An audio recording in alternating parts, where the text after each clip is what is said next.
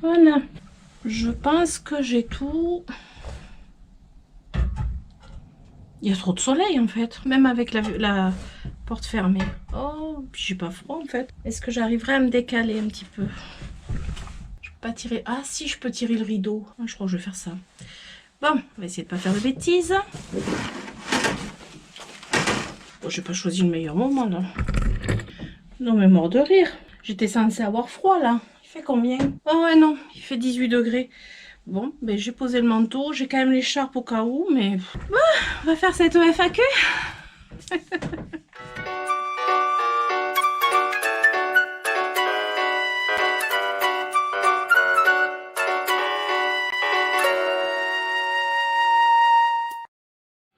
Coucou et bienvenue sur cette nouvelle vidéo. J'espère que vous allez bien. Alors aujourd'hui, une FAQ.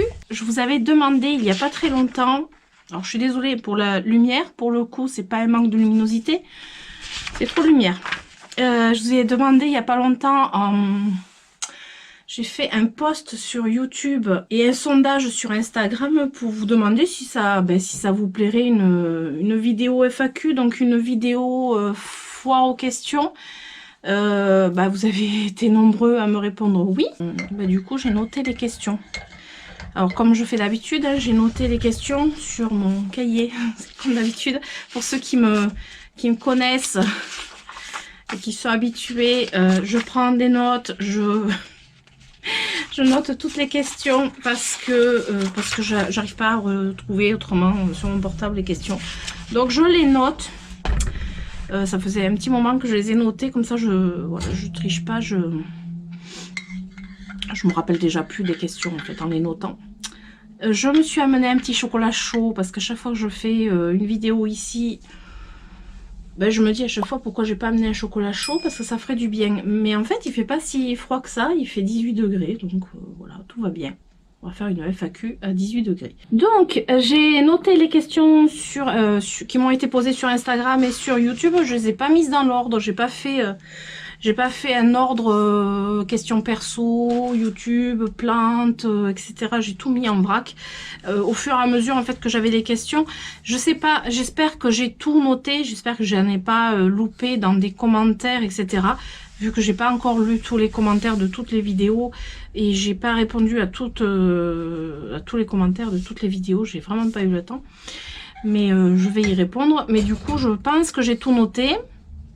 Il y a vraiment de tout, je suis trop contente. Alors après, les questions qui m'ont été déjà posées dans mes deux autres... Alors, je crois que j'ai fait 2 FAQ. 2 ou 3. Non, je crois que j'en ai fait 2. La dernière, il y avait d'ailleurs mon mari qui avait répondu à quelques questions. C'était assez drôle. C'était en plein été. Et ouais, je me rappelle, on s'était installé en extérieur pour répondre aux questions. Voilà, je vais pas faire de doublons. Je vous dirai, si j'ai déjà répondu à cette question, d'aller sur mon autre FAQ pour voir la réponse. Donc sur Instagram, j'ai eu des questions de Noah. Alors, est-ce que tu peux nous faire une vidéo sur tes animaux, nous expliquer d'où ils viennent, etc. Alors, une vidéo sur mes animaux, que sur mes animaux... je pense pas en faire une vidéo uniquement sur mes animaux. C'est pas qu'il n'y a pas grand chose à dire, mais je saurais pas vraiment quoi dire. À part que, ce que je peux dire, c'est que j'ai 4 chiens et un chat à moi et une petite chatte qui appartient à mon fils aîné. Donc j'ai Haribo, c'est le plus grand, le plus vieux, qui a eu 10 ans. J'ai Bounty qui va avoir 9 ans, qui est un chihuahua, mon premier chihuahua. J'ai Nougatine qui a 5 ans, qui est mon deuxième chihuahua du coup. Et Ondine qui est née de l'union de Bounty et Nougatine et qui a 4 ans. Donc mon troisième chihuahua. Ce sont des têtes brûlées, des petits morpions qui me font tourner en bourrique, qui des fois me rendraient chèvre. D'ailleurs vous les voyez sur les vidéos. Hein. Et après Léonard, mon chat, c'est un Maine Coon qui a 7 ans, il va avoir 8 au mois de juillet. Oui, je crois que je ne me trompe pas dans les âges. Et voilà, après, j'ai pas grand chose à... Enfin, si, j'aurais beaucoup de choses à dire, mais après, c'est une chaîne consacrée aux plantes, donc je vais pas m'étaler dessus, ou peut-être lors d'un vlog, je sais pas. Pourquoi pas? Parce qu'après, non, j'ai plus mes poules, en fait. Donc voilà. Après, deuxième question. Et pour le jardin, penses-tu pouvoir nous faire un tour complet de ton jardin? Je sais pourquoi tu me dis ça, Noah. Parce qu'en fait, quand je vous fais le tour de mon jardin, je ne montre pas tout mon jardin. Parce qu'il y a une partie vraiment pas intéressante. Déjà, j'ai une partie derrière qui il y a quasiment rien, il n'y a pas d'arbres. C'est là où j'ai l'assainissement, etc. Et après, j'ai une autre partie qui fait à peu près 800 mètres carrés où j'avais un gros poulailler. Donc, j'ai plus de poulailler de l'autre côté non plus. Et j'avais un verger, mais on avait des moutons. Fut un temps, on avait des moutons. Oui, on a eu beaucoup d'animaux. On a eu des moutons qui ont un peu abîmé mes arbres fruitiers. Donc, j'ai plus d'arbres fruitiers. On avait le potager.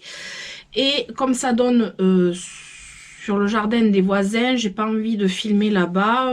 Bon, il n'y a pas grand-chose d'intéressant à filmer. Donc, je me concentre sur cette partie-là. Après, quelle est la plante que tu aimes le moins? Je vais avoir, ça serait le croton. J'aime pas le croton, je suis désolée. Pour les amoureux de croton, je n'aime pas le croton. Alors après, j'ai Greenat Addict qui me demande: mon érable du Japon a souffert de la canicule. As-tu des tips pour cette espèce? Oui, je vais avoir un ou deux tips de mon expérience. Déjà, un érable du Japon en pot souffrira plus de la canicule que directement en pleine terre. Mais ça, c'est valable pour tous les arbustes et les plantes en pleine terre. Elles souffrent beaucoup moins de la canicule parce qu'en pot, ça sèche extrêmement vite. Parfois, même les pots eux-mêmes, ils chauffent et du coup, ils brûlent les racines. Donc, j'évite d'avoir des plantes en pot, j'évite le plus possible, et les érables du Japon encore plus. Pour moi, c'est pas du tout dans un pot que je les cultive parce que chez moi c'est pas terrible. Et après, le second tips que je donnerais plutôt, c'est d'avoir beaucoup de végétation au pied de l'érable. D'avoir des plantes couvre-sol, des arbustes, un peu tout, que ça fasse un peu sous-bois, parce qu'en fait c'est ce qui va garder l'humidité au pied de l'érable et c'est ce qui va éviter que justement il souffre trop de la canicule, de la chaleur en général, même si c'est pas la canicule. Et c'est vrai que je trouve que ça fait toute la différence, puisque quand on arrose, l'humidité va vraiment moins vite s'évaporer. Et d'ailleurs, c'est valable pour l'hiver, pour les protéger du froid. Moi, je laisse les feuilles mortes. Je fais un paillage avec les feuilles mortes pour protéger aussi du froid. Voilà, je trouve que c'est la façon la plus simple pour avoir des érables du Japon dans le jardin. Après, deuxième question, quelles fleurs vivaces as-tu l'intention de planter au jardin ou en pot au jardin? Alors, je viens de dire justement en pot, je vais éviter, sauf j'ai mon camélia qu'on a acheté il n'y a pas très longtemps. Je voudrais essayer de le garder en pot, mais c'est vraiment pas gagné parce que je sais que ça va être compliqué. Après, des fleurs, des plantes vivaces, j'ai pas de nom en tête. Comme d'habitude, hein, les noms, c'est pas mon fort. Mais oui, après, je vais planter encore des petites plantounettes. Mais ça va être au coup de cœur et en fonction, oui, de ce que je vais trouver. Et en fonction de l'exposition, etc. Donc, je vais pas avoir de nom à donner comme ça. Ça, j'y arriverai pas. Après, Punk Radish. Alors, je vais pas y arriver avec les pseudos. Je vais peut-être pas dire les pseudos à chaque fois parce que je vais peut-être pas y arriver. Je vais écorcher les noms certainement. Alors, vos fougères sont superbes. Est-ce que vous mettez de l'engrais aux fougères? Alors oui, je mets de l'engrais pour plantes vertes. Pas en grande quantité. pas une fois de temps en temps, peut-être une fois par mois à peu près. Je mets un peu d'engrais, mais léger, hein. Je mets pas forcément beaucoup d'engrais. Alors, Digitaline m'a posé des questions. Ça m'a fait rire. Il y en a plusieurs. Quels sont les comportements qui t'agacent dans la communauté plante? Alors ça, c'est une question un peu piège, un peu compliqué à répondre parce que j'ai pas envie de vexer les gens ou voilà. Mais c'est vrai qu'il y a des comportements parfois qui sont à mes yeux pas cool. Mais alors les comportements, je dirais d'être focalisé sur les plantes dites rares. Pour moi, ça me paraît un peu curieux, mais quand on aime le végétal, que ce soit rare ou pas rare, je pense qu'on aime les plantes en général. Et cet engouement qu'il y a pour certaines plantes et que j'arrive toujours pas à comprendre. Honnêtement, j'arrive toujours pas à comprendre, mais c'est ça qui peut-être qui m'agace un petit peu parfois. Voilà, je pense que dans les comportements qui m'agacent, bon, bah après, il y a toujours des petites choses qui sont agaçantes, je veux dire, c'est comme dans tout, c'est comme dans tout. Après, quelle catégorie de plantes penses-tu ne pas continuer en intérieur et en extérieur? Alors ça va être simple. Les philodendrons et syngonium, je ne continuerai pas. J'ai ce que j'ai. S'il y en a qui périssent, ben, tant pis, mais je n'en reprendrai pas. Et je ne chercherai pas à en avoir d'autres. Les syngoniums, c'est pareil. Je ne prendrai plus. Même s'il y a des syngoniums qui me plaisent, j'en ai vu quelques-uns qui me plaisent, mais je ne reprendrai pas. Voilà, je pense que ce ne sont pas des plantes... à mon avis, ce sont des plantes qui ont tendance à me casser un peu les pieds et je le dis toujours, j'ai pas envie d'avoir des plantes qui me cassent les pieds, qui sont peut-être un peu trop exigeantes voilà, dans la culture. Moi, il me faut des plantes simples parce que sinon, j'aime pas me prendre la tête avec les plantes. Je n'aime vraiment pas ça. Ça m'enlève le plaisir de m'occuper de mes plantes et du coup je vois pas l'intérêt pour moi. J'ai aucun intérêt à me prendre la tête avec mes plantes. Sinon je trouve qu'il y a tellement de choses dans la vie avec lesquelles on se prend la tête. Alors si on prend des plantes pour se prendre la tête avec, je trouve que c'est pas intéressant. Et dans les succulentes, bah, ça va être les aéoniums, puisque bah, ils ont décidé de pas supporter le froid, même à l'abri. Après, c'est ma faute, hein. J'ai pas fermé le rideau, mais bon, les aéoniums, je reprendrai pas, même si j'aime cette variété de plantes, j'en reprendrai pas, je vais pas me casser la tête non plus. C'est exactement pareil pour les succulentes. Faut pas que ça m'embête. Il faut pas que ce soit une contrainte. Il faut, voilà. Ensuite, quelle est la plante qui t'a le plus déçu en 2022? Bon, je pense que je l'ai déjà dit. Le Monstera variegata, certainement, parce que justement, on a mis cette plante sur un piédestal sur les réseaux sociaux X fois.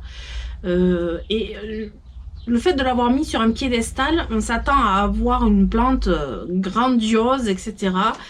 Et au final, déception pour ma part. Je parle que pour ma part, évidemment. Hein. Je parle pas au nom d'autres personnes. Et du coup, voilà, je dirais celle-ci. Quelle est la plante qui t'a le plus agréablement surprise en 2022? Alors, le plus agréablement surprise, je dirais en 2022, les épiphyllums. Ouais, les épiphyllums, je trouve que ce sont des plantes surprenantes, magnifiques et qui me plaisent toujours autant et qui me prennent pas la tête. Quelles sont tes envies plantes de jardin pour ce printemps? Alors mes envies plantes pour ce printemps, ben, comme j'ai le bassin en construction, mes envies plantes, ça va être au niveau du bassin. Ça va être plutôt porté sur le tour du bassin, des plantes un petit peu japonaise, voilà, un petit peu dans cet esprit-là, voilà. Et après, finir aussi, j'ai mon grand massif à finir, l'autre partie, qui donne du coup sur le bassin. Et là, il faut que j'attende d'avoir le bassin de fini pour voir un petit peu ce que je vais y mettre. Mais du coup, j'ai pas de nom qui me viennent en tête. Alors, Monstera... je sais, je vais pas dire à chaque fois les noms. D'où vient cette passion pour les plantes? Alors, ma passion pour les plantes, j'ai déjà répondu dans mes précédentes FAQ. Je vais pas y revenir parce que sinon, ça va faire une FAQ hyper longue. Et en plus, j'ai répondu déjà 2 fois. Donc, je vous invite à aller voir mes précédentes FAQ et vous aurez la réponse plus détaillée. Alors, Lonely Moon m'a posé la question, c'est une question esthétique. Alors ça change, parce que je suis fan du roux. Quelle couleur fais-tu à tes cheveux? Ah, alors mes cheveux, c'est une passion chez moi, mes cheveux. Alors la couleur que je fais, ben, je vous marquerai en dessous, ou je vous montrerai peut-être dans une petite vidéo sur le côté. C'est une coloration de coiffeur hein, que j'achète chez un grossiste pour les coiffeurs. Et c'est un mélange de deux teintes, de 2 couleurs avec de l'oxydant. Ce qui donne cette coloration. Et c'est mon mari qui me l'a fait depuis 25 ans maintenant. Donc voilà, mais je pourrais pas vous dire le nom. C'est du cuivré, mais je me rappelle plus du nom exactement. Après, Saïdani me demande votre entretien pour cactus de Noël. Merci. Alors là, entretien de cactus de Noël, ben moi, il est en extérieur pour l'instant, à l'abri du gel. Je ne l'arrose pas de tout l'hiver et l'été, je l'arrose assez copieusement. Et il se prend un petit peu le soleil, mais pas trop non plus. Voilà. Je fais rien d'extraordinaire. Après, Étranger Paumé me demande, serais-tu prête à recevoir des abonnés chez toi pour leur montrer ta collection? Alors cette question, elle est marrante parce que j'aurais dit oui.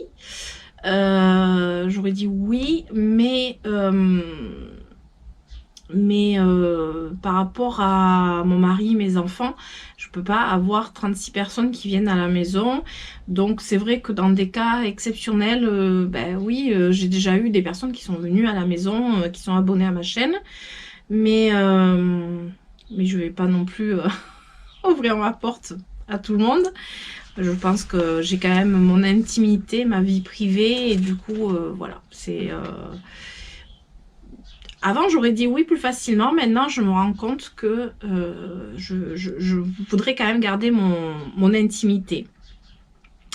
Donc voilà. Après, Gina Oudo me demande, j'aimerais que tu nous montres ta collection de poupées Kokeshi. Peut-être à l'occasion, dans un vlog, pourquoi pas. Après, c'est pas une énorme collection, hein, c'est quelques objets avec des poupées Kokeshi quand je tombe dessus, ou j'ai quelques poupées, dont une qui vient du Japon d'ailleurs. Pourquoi pas. Jocelyne me demande, vas-tu refaire ton poulailler en passant? C'est triste ce qui t'est arrivé. Alors, est-ce que je vais refaire mon poulailler? Bon, mon poulailler, il est toujours installé, je l'ai pas... on l'a pas défait. Ça fait plus de 20 ans qu'on a un poulailler. On a toujours eu des poules, mais vraiment tout le temps. Et c'est vrai que là, ce coup-ci, c'est quand même un coup dur. Je pense que c'est la fois de trop. On n'a jamais eu autant de problèmes avec les renards. C'est que depuis 2-3 ans qu'on a autant de problèmes. Avant, on en a eu hein, des problèmes de renards. On a toujours eu, voilà. Mais c'est vrai que là, je sais pas. Ne serait-ce que pour avoir des œufs, mais après des poules d'ornement comme j'avais, non. Je m'y étais attachée et j'ai pas envie de recommencer, de réitérer l'expérience. J'ai pas envie. Christelle me demande, je sais pas trop. Elle me met le nouveau bassin. Alors je saurais pas quoi dire pour le nouveau bassin, donc mais je crois que j'ai d'autres questions là-dessus. Corinne, coucou Karen, est-ce que la chaîne YouTube te prend beaucoup de temps? Oui, ça me prend beaucoup de temps entre préparer les vidéos, avoir les idées, etc. Filmer, alors installer tout le matériel, caméra, retour caméra. Et là, juste par exemple, installer ma table, ne pas voir le soleil, etc. Alors ça, c'est des petits détails, mais ça prend du temps. Ça prend du temps, c'est pour ça que parfois on filme pas systématiquement ce qu'on aimerait filmer. Et après, je filme beaucoup puisque je fais un vlog par semaine, ce qui veut dire quand même que je filme quasiment tous les jours. Et quasiment tous les jours, je sors ma caméra, j'installe tout, etc. Et après, là par exemple, cet après-midi, j'ai filmé toute l'après-midi. J'ai fait une vidéo sur les orchidées, j'ai filmé pour mon vlog. J'ai filmé pour ma future vidéo plaisir et déception. Et là, je filme ma FAQ, ce qui veut dire que j'ai pris toute l'après-midi, concrètement, pour filmer. Donc, oui, ça me prend du temps. Et alors, sans compter, parce que ça, c'est une chose, filmer. Sans compter après le montage vidéo qui prend des heures. Mais vraiment, je rigole pas. C'est vraiment des heures et des heures de montage vidéo parce que voilà, je fais pas mes vidéos sur mon téléphone et je fais pas le montage comme ça. Vraiment, je vais sur l'ordi, je m'installe et je fais vraiment du montage. Ça prend du temps peut-être parce que je suis pas extrêmement rapide non plus. Même si j'ai pris l'habitude de faire des montages, ça fait quand même plus de 2 ans que je fais des montages, mais il y a des petites choses parfois que je cherche en plus pour essayer d'améliorer et du coup je prends beaucoup de temps. Donc oui, ma chaîne YouTube me prend beaucoup de temps et je dirais que c'est l'équivalent d'un mi-temps. On va dire ça, voilà, entre filmer, le montage, mettre sur YouTube, préparer la miniature, chercher des musiques, voilà, de faire des choses exprès pour la chaîne, répondre aux commentaires, ça fait partie aussi de la chaîne YouTube et ça me prend vraiment beaucoup de temps et c'est pour ça d'ailleurs que je suis en retard pour répondre à beaucoup de commentaires et j'en suis vraiment désolée. Jungle Urban me demande quel est ton animal et ta couleur préférée. Alors mon animal préféré, j'aurais eu tendance à parler des animaux dans la nature, dans la jungle, etc. Alors, j'ai toujours beaucoup aimé le lion, par exemple, le loup, l'éléphant. J'adore l'éléphant. Mais je dirais que un chat, un simple chat, je trouve ça passionnant. J'adore. Voilà, c'est un animal... je sais pas, tout ce qu'il fait, c'est extraordinaire. Un chat, tout simple, j'adore. Et ma couleur préférée, alors ma couleur préférée, ça peut être le rose. Non, c'est pas ma couleur préférée. Ma couleur préférée, je sais pas en fait. Ça pourrait être le rose, le vert. Ah, j'aime tellement de couleurs, moi, que... j'ai pas vraiment de couleur préférée en fait. Ça va dépendre un petit peu de dans quel si c'est des vêtements ou si c'est autre chose. J'ai pas de couleur préférée en fait. Béatrice me demande Béatrice me dit je tenais à te remercier pour toutes tes vidéos. Ben, merci Béatrice, ça me fait très plaisir. Elle me demande aussi penses-tu reprendre des poules et as-tu trouvé des renseignements sur la propagation du renard? Donc j'ai déjà répondu, je ne vais pas reparler de ça. Alors Dominique me demande, j'aurais bien aimé une vidéo sur les plantes copines que tu as reçues en 2022 et voir ce qu'elles sont devenues. Les plantes copines, alors je vois ce que tu veux dire, les plantes copines, c'est-à-dire les échanges de plantes entre plantes addictes. Oui, bah alors je fais des updates régulièrement, mais dans mes vlogs. Après, dédier une vidéo à ça, le problème, c'est qu'il y a plein de plantes. Ben, je ne me rappelle pas forcément sur le coup. Donc, ça me vaudrait de les chercher. Donc, je sais pas, pourquoi pas, on verra. Après, ah oui, et une sur les boutures. Alors, pourquoi pas aussi. Ça, c'est en fait, les vidéos, elles me viennent au fur et à mesure. Comme ça là, je me dis tiens, je vais faire une vidéo sur ça, ou ça je vais faire, ou alors c'est tiens, je vais faire ça, je vais faire une vidéo sur ce thème là, ça me vient comme ça. Alors peut-être que quand je ferai des boutures, ben, j'aurai envie de faire une vidéo sur les boutures, mais ça va me venir voilà, comme ça. Je saurais pas expliquer comment ça me vient comme ça. Après, Sandrine me demande question version si tu étais. Ah oui, j'aime bien ça moi. Si tu étais une fleur, alors si j'étais une fleur, je serais une fleur de nénuphar ou de lotus. J'ai toujours aimé les fleurs de nénuphar et les fleurs de lotus. D'ailleurs, j'en ai une qui est tatouée sur mon bras. Bon, elle n'est pas super bien faite celle-là, mais bon, voilà. Si tu étais un arbre, bon, un érable du Japon, tout simplement. Alors, un animal, un chat peut-être. Ouais, j'aimerais bien être un chat, ça peut être amusant. Si j'étais une couleur, alors si j'étais une couleur, qu'est-ce que je serais? Peut-être le rose. Ouais, ben, je crois que c'est le rose à chaque fois qu'il revient, quoi. Ouais, le rose. D'où te vient cette passion pour les végétaux? Donc j'ai déjà répondu dans une ou deux FAQ précédentes, donc bon, je vais pas y revenir dessus. As-tu déjà pensé à faire un livre sur tes plantes? J'ai trouvé ça très rigolo cette question. Non, un livre sur mes plantes, non, ça m'est jamais venu à l'esprit de faire un livre. Non. Alors je pense que cette question vient du fait que Marion Botanicole a sorti 2 livres. Alors, enfin, moi, mon avis personnel sur ça, pourquoi je ne ferais pas un livre? Je ne me sens juste pas du tout légitime de faire un livre. Non. Mais ça, c'est rigolo, hein, mais non. C'est pas mon truc. Lilia me pose alors une question liée au bassin et liée à mon amour pour les carpes, les érables et les poupées Kokeshi. Es-tu déjà allé au Japon ou est-ce un projet? Je suis jamais allée au Japon.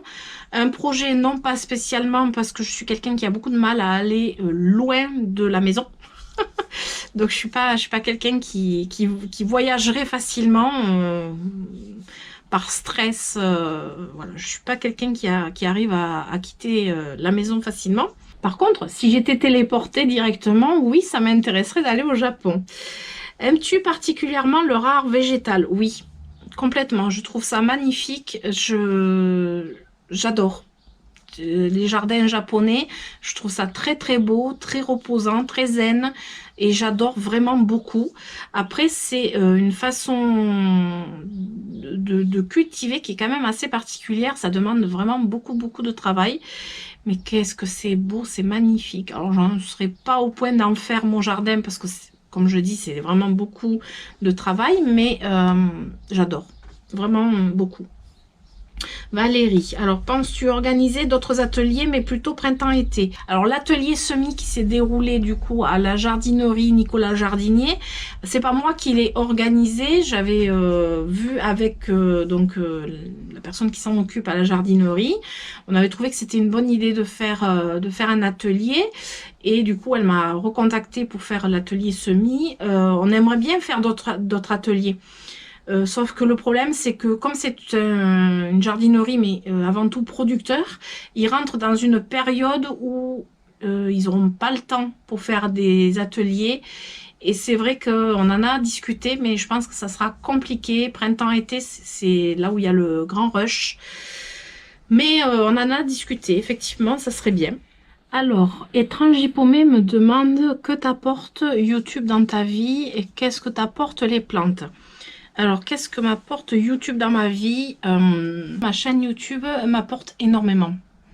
Alors là, je vais un peu m'attarder sur cette question. Parce que ma chaîne YouTube, en fait, je l'ai créée donc il y a un peu plus de 2 ans maintenant, presque 2 ans et demi. À peu près. Bon, au début, j'y croyais pas trop, hein, comme je pense comme beaucoup de personnes qui créent une chaîne YouTube. Au début, bon, on se dit on va essayer. Hein. Et puis, au fur et à mesure du temps, je me suis beaucoup investie. Je mets de plus en plus de temps. J'y tiens beaucoup. En fait, c'est un peu mon bébé. C'est quelque chose que j'ai construit de A à Z. C'est moi, c'est mon identité, c'est et du coup cette création, cette chaîne YouTube est arrivée à un très bon moment de ma vie parce que j'ai dû arrêter de travailler. Je pouvais plus, à cause de soucis de santé, je pouvais plus travailler comme je voulais travailler. Alors il y a eu le Covid, il y a eu le confinement, etc. Mais après j'ai eu donc des soucis de santé qui ont fait que je n'ai pas pu rester dans la branche dans laquelle j'étais et du coup j'ai pas pu reprendre le travail tout simplement. Et le fait de me mettre dans cette chaîne YouTube, ça m'a permis ben, de travailler finalement, mais de travailler à mon rythme, et parce que ça reste du travail finalement, hein, y y a tout ce qui va autour de la passion, hein, il y a tout ce qui va autour de la chaîne YouTube, il n'y a pas que le moment où vous me voyez, il y a tout ce qui va autour, et ça reste du travail, faut pas se leurrer, ça reste voilà, un boulot. Et ça m'apporte ben, du bien-être, dans le sens où ben, quand on peut plus travailler à l'extérieur, quand on a un peu l'herbe coupée sous les pieds, et quand on trouve quelque chose qui nous fait reprendre le monde du travail, mais surtout reprendre goût à quelque chose, une passion, etc., ben, ça fait du bien au moral. Et comme je vous avais dit dans une vidéo il n'y a pas très longtemps, c'était en septembre ou octobre, je vous avais dit que j'avais une maladie qui s'appelle les troubles bipolaires, la bipolarité. C'est une maladie qui est réelle, hein, parce que j'entends souvent un terme qui m'exaspère complètement, c'est tiens, je suis bipolaire. C'est pas, ça veut pas dire lunatique, hein, la bipolarité, ça reste une maladie qui est assez handicapante. Et du coup, YouTube m'a apporté aussi le fait que je pouvais travailler ben, quand je vais bien. Et quand je vais pas bien, ben, je fais pas. Et du coup, je suis mon rythme.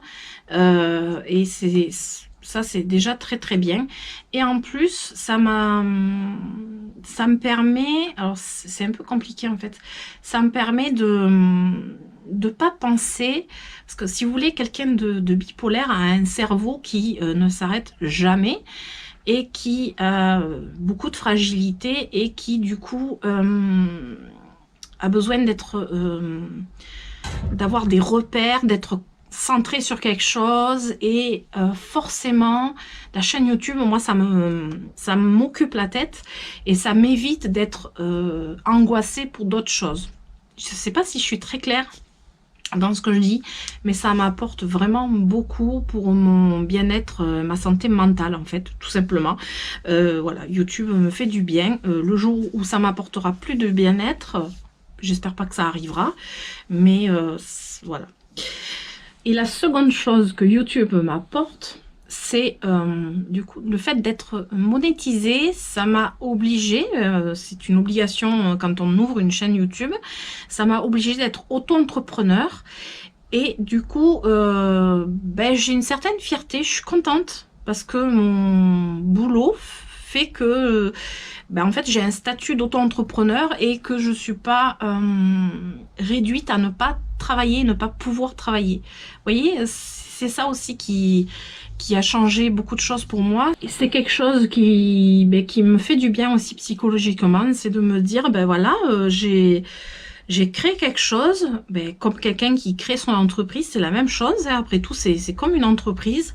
J'ai créé quelque chose, et ben, ce quelque chose aboutit à voilà, quelque chose de plus important, et il y a une certaine satisfaction, et voilà, moi ça m'apporte une satisfaction, un plaisir, en plus de mes plantes, puisque qu'est-ce que t'apportent les plantes? Eh ben, une grande satisfaction.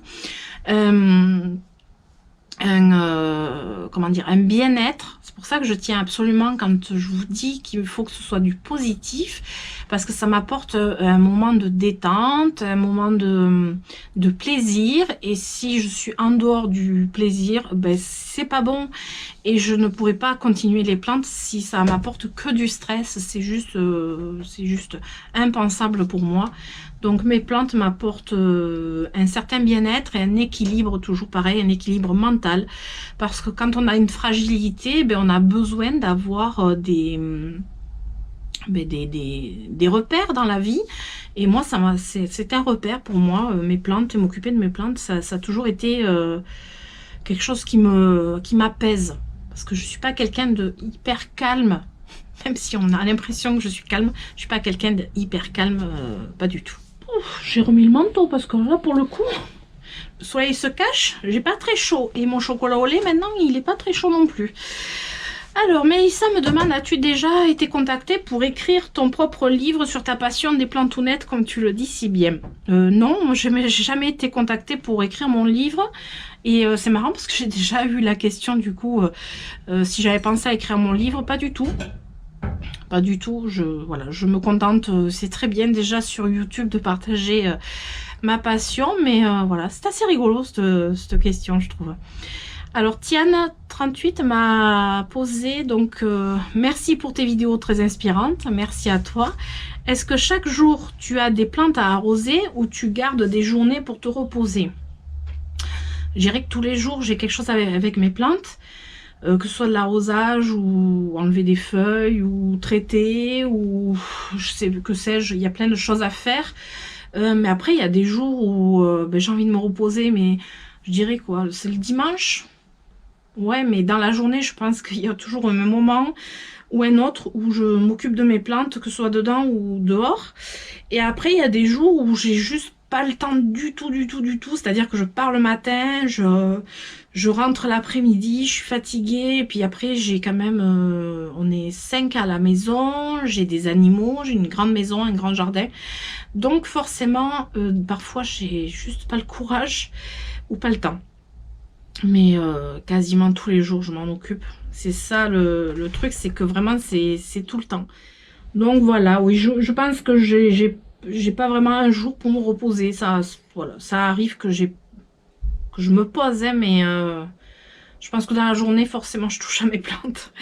Alors Sandra me demande, alors avec ces superbes vidéos et Instagram, combien de temps consacres-tu à tes plantes d'intérieur et extérieur? Beaucoup de temps, je compte pas du tout les heures parce que là c'est vraiment des heures par semaine, par jour ou je ne sais quoi. Alors il y a des jours où ça va être quelques minutes, hein, faut pas non plus, mais il y a des jours où c'est la journée quasiment entière, hein. Quand là le printemps va arriver, le jardin, ça peut être journée entière niveau jardin, ça peut être vraiment des après-midi entières ou des soirées entières. C'est beaucoup d'heures, mais c'est une passion, quoi. D'ailleurs, vas-tu faire quelques vidéos ce printemps pour les plantes d'extérieur en plus du bassin? Oui, je ferai des vidéos genre vlog jardin. Voilà, j'ai envie de continuer, oui, bien sûr. J'aime bien, j'aime beaucoup. Après, Dominique me demande, as-tu des plantes aromatiques dans ta cuisine? Non, parce que moi, elles sont en extérieur. J'ai des jardinières avec des aromatiques. Et j'ai, par exemple, du thym directement dans le jardin. J'ai du romarin. J'ai de la sarriette. Après, j'ai persil ciboulette en jardinière. En fait, dans le jardin, j'ai plusieurs endroits comme ça où j'ai des plantes aromatiques, mais pas dans ma cuisine. Mais j'aurais bien aimé. Alors, Kenji me demande, pour ton futur bassin, tu mettras que des koi et tu voudrais en mettre combien? Alors, dans mon futur bassin, oui, je vais mettre que des carpes koi. Pour la simple et bonne raison, c'est que les carpes koi, ben, ça pollue beaucoup déjà l'eau. Mais alors, si on met des poissons rouges avec, ça pollue énormément, et c'est ce que j'ai d'ailleurs dans mon bassin que j'ai actuellement. J'ai beaucoup de poissons rouges qui prolifèrent énormément et du coup ça pollue beaucoup. Et par contre je mettrai quand même un autre poisson, ou peut-être deux, mais ça serait un pléco. Un pléco, c'est un poisson qui nettoie le fond. On en voit aussi dans les aquariums. C'est un poisson nettoyeur de fond, donc je mettrai un pléco. Et le nombre de carpes, je vais pas en mettre énormément parce que c'est une carpe pour 1 mètre cube, il me semble, ou 2 mètres cubes idéalement. Donc je pense que je peux aller jusqu'à 10 carpes koi dans mon bassin pour qu'elles soient bien. Mais les carpes koi, c'est voilà, c'est assez onéreux. Alors j'en ai 2 pour l'instant dans mon bassin actuel qui ne grandissent plus parce que, ou très peu, parce que ça grandit en fonction de la taille du bassin. Et en plus, comme je les nourris pas exclusivement, elles grandissent pas à souhait, et du coup quand elles passeront là, j'en aurai déjà 2 pour commencer, et après petit à petit l'oiseau fait son nid, comme on dit. Après, est-ce que pour ton premier bassin tu essayeras de mettre des lotus? Alors le lotus, j'en ai déjà mis. C'est une plante assez particulière. J'ai le jardin nénuphar pas très loin, ils vendent des lotus, j'en avais déjà acheté un. Mon bassin n'est pas assez profond pour les faire hiverner. Je vais m'expliquer. Le lotus, en fait, il n'a pas besoin d'être en profondeur dans un bassin. L'été, il peut être à peu près à 50 cm. Il n'y a pas de souci. Mais par contre, pour le faire hiverner, le problème, c'est que s'il n'est pas profond, il va geler tout simplement et ne repoussera pas. C'est ce que j'ai eu comme problème. C'est que je ne l'ai pas mis dans une partie assez profonde pour le faire hiverner. Du coup, je l'ai perdu. Alors, est-ce que j'en mettrai dans mon premier bassin? Peut-être. Dans celui des carpe koi, ça m'étonnerait, sachant que les carpe koi détruisent quand même pas mal la végétation. Elles aiment bien farfouiller dans les plantes et je ne pourrais pas mettre ce que je voudrais non plus dans le bassin. Et aussi, tu essayeras les colocasia. Oui, j'essayerai les colocasia. Alors, j'en ai déjà un qui est posé dans le bassin. D'ailleurs, il y est toujours. Mais oui, ça fait partie des plantes que je voudrais en plante de berge, les colocasia. Ensuite, dis-nous quelle est ta satisfaction la plus importante entre faire grandir des bébés plantes ou bien entretenir les plantes adultes. Alors moi, ma plus grande satisfaction, alors je vais dire c'est les deux. Pour les plantes d'intérieur, c'est entretenir des plantes qui sont adultes. J'adore ça, des plantes matures ou quasi matures ou voilà des grandes plantes. J'adore ça pour les plantes d'intérieur. Par contre, pour les succulentes, j'aime beaucoup les boutures et j'aime beaucoup les petites plantes. Et c'est vrai que voilà, ça contraste bien entre les plantes d'intérieur et les succulentes. J'aime les deux finalement. Ensuite, Rose me demande, j'aimerais savoir comment entretenir exactement un dendrobium. Donc le dendrobium, c'est l'orchidée bambousiforme. J'essaierai de vous mettre une photo sur le côté. Donc substrat, luminosité, arrosage. Alors ça tombe bien, j'ai fait une vidéo exclusivement sur les orchidées. Je ne sais pas si je la mettrai avant ou après la FAQ, donc je ne sais pas du tout. Mais après le dendrobium, j'en ai qu'un. J'ai pas de conseils propres à cette plante. Mais sinon, voilà, j'ai fait une vidéo sur les orchidées, donc j'en parle un petit peu. Après, j'ai une autre question. C'est une proposition. De temps en temps, faire un live cam avec des fans. Avec des fans. Comme ça, nous-mêmes, on peut vous montrer nos merveilles. Alors, live cam, je pense que c'est un direct, quoi, un live comme sur Instagram. Alors, je sais pas faire sur YouTube déjà. J'ai jamais testé. Et après, ça voudrait dire que je serai dans la chambre parce que mon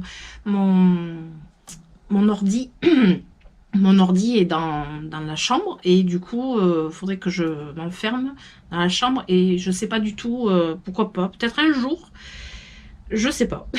Honnêtement, je sais pas. Je voudrais faire un live. Ça fait longtemps que j'avais pas fait sur Instagram, mais j'ai jamais le temps en fait. Mais je voudrais en faire un déjà sur Instagram. Après, Huguette me demande comment savoir reconnaître un problème d'oïdium. Et deuxième question, les taches brunes sur un pothos sans nuisible, est-ce trop d'arrosage? Alors, les taches d'oïdium, en fait, c'est des taches un peu blanchâtres, ouais, blanchâtres, grisâtres, sur les plantes. Alors, moi, j'en ai par exemple sur les acanthes. J'en ai souvent, ça fait 2 ans que j'en ai. En fait, ça vient avec le mélange de la chaleur et de l'humidité. C'est un champignon, l'oïdium. Donc voilà, chaleur, humidité, c'est le combo idéal pour l'oïdium et c'est des taches blanchâtres. Mais ça se reconnaît, je trouve, facilement, l'oïdium. Voilà, c'est un champignon qui se reconnaît quand même assez facilement. Et après, la deuxième question, c'était les taches brunes sur un pothos sans nuisible, est-ce trop d'arrosage? Oui, a priori, enfin moi, c'est ce que je vois sur mes pothos. C'est-à-dire que parfois, j'oublie de les arroser, puis d'un seul coup, je les arrose beaucoup. Et en général, là, ça me fait des petites taches rondes comme ça, disgracieuses, pas terribles, mais c'est rien de grave, quoi. Voilà, en général, c'est pas assez et trop d'arrosage d'un seul coup. Alors après Mireille me demande pourquoi un nouveau bassin et que vas-tu mettre dedans. Donc je vais mettre des carpe koi. Et pourquoi un nouveau bassin? Parce que c'est un projet qu'on a depuis longtemps, on adore les bassins. Dans la maison précédente que l'on avait, on avait fait aussi un bassin. Donc en fait ça fera le 3e bassin et on aime ça. Et en fait on améliore à chaque fois, voilà, on aime ça et puis on l'a fait à la place de la piscine, on a sorti la piscine et on a fait à la place parce que la piscine c'était pas un truc qui nous intéressait beaucoup, ni à nous ni aux enfants. Du coup le bassin c'est ce qui nous convient le mieux et du coup on adore ça. Christelle me demande quelle famille de plantes tu préfères, Syngonium, Pothos, Hoya. Alors je dirais les Hoya, je suis accro aux Hoya, et les Pothos en second, et par contre les Syngonium non, c'est mort. Et le top du top de ta plante préférée, alors ma plante préférée, je ne vais pas être très originale, mais c'est le Monstera Deliciosa qui est pour moi la plante par excellence. Je parle bien d'intérieur, hein. Mais ouais, le Monstera Deliciosa, c'est vraiment la plante. Karine, quel métier tu fais? Alors j'avais déjà répondu aussi dans une précédente FAQ. Mon métier c'était toiletteuse canin et mon métier maintenant c'est youtubeuse et auto-entrepreneur du coup sur YouTube. Alors Cécile me demande, je voudrais savoir si ça t'est déjà arrivé d'en avoir vraiment marre des plantes, mais tout en continuant d'en prendre soin car tu es accro. Mais en avoir marre, oui, ah oui, j'en ai déjà eu marre. Alors j'en ai déjà eu marre avant, il y a quelques années de ça, j'avais une collection d'orchidées, j'en ai eu marre, mais j'en avais plein le dos, quoi. Voilà, j'en avais plein le dos, je les ai mises dehors. J'ai continué à m'en occuper, mais pas vraiment super bien. Mais je les ai mises en extérieur. J'en avais vraiment marre. Ça me sortait par les yeux. Et c'était fatigant. Et c'était justement devenu un stress. Donc oui, ça m'est déjà arrivé. Et ça m'arrive même des fois, comme ça, un jour où j'en ai marre. Je suis fatiguée. Voilà, j'ai pas envie, mais je continue à m'en occuper. Ou alors des plantes qui me cassent les pieds, très clairement. Et moi, ma solution, elle est radicale. C'est je mets en extérieur ou ça passe ou ça casse. Ensuite, Karine, tes orchidées en eau, comment procèdes-tu et quel engrais? Du coup, j'ai une vidéo dédiée entièrement à ça qui va sortir. Alors, Marie22, je voulais savoir comment faire. J'ai des plantes qui ont sur les bords des feuilles et dessus des taches orange. Bon, j'ai pas tout noté, la question, elle était très longue, mais voilà, très rapidement pour moi, les taches orange, je vois très bien ce que tu veux dire, c'est exactement ce que j'ai en ce moment sur les philodendrons. C'est du fongique, c'est un champignon, c'est une maladie qui attaque vraiment les plantes très sérieusement, donc c'est du fongique et le seul traitement c'est l'antifongique. Donc il y a plusieurs marques qui font de l'antifongique. C'est pas toujours évident de s'en débarrasser, honnêtement, j'ai ce problème. Donc les taches elles sont orangées autour, brunes à l'intérieur, c'est mou et quand on arrive à traiter, en fait ça va sécher et ça va commencer à faire un peu crispy. Donc voilà, c'est du fongique. Après la dernière question, Jungle Urban m'a posé une question toute bête comme elle dit, c'est marrant. C'est ta vraie couleur de cheveux? Si c'est non, quelle est ta vraie couleur? Ça, c'est assez drôle qu'elle revienne à chaque fois. Moi, j'y ai déjà répondu aussi. Mais non, là, c'est une coloration, hein, parce que je vais vous décevoir. J'ai les cheveux gris, quoi, blancs, qui sont bien arrivés, qui sont bien présents et que je supporte pas. Mais sinon, ma couleur d'origine, c'était blond vénitien. Voilà, j'arrive à la fin de cette FAQ. Le soleil s'est caché. J'ai froid maintenant, mais ça fait du bien. Et j'espère que cette vidéo n'aura pas duré trop longtemps. J'espère que j'ai réussi à répondre à toutes les questions, mais pas non plus trop en m'étalant. Et je vous remercie vraiment infiniment d'avoir joué le jeu, d'avoir posé autant de questions et des questions plutôt sympathiques qui changent bien. Et ça m'a fait très plaisir de pouvoir y répondre et de faire cette vidéo, de la préparer, etc. Ça m'a fait vraiment très plaisir. C'était un moment de détente pour moi et je vous remercie énormément. Et puis si vous avez aimé, tout simplement, je vous invite à mettre des pouces, à vous abonner, à activer la petite cloche. Et on se retrouve tous les mercredis et les samedis à 18 h. Et en attendant, je vous fais d'énormes bisous et je vous dis à très bientôt. Ciao, ciao!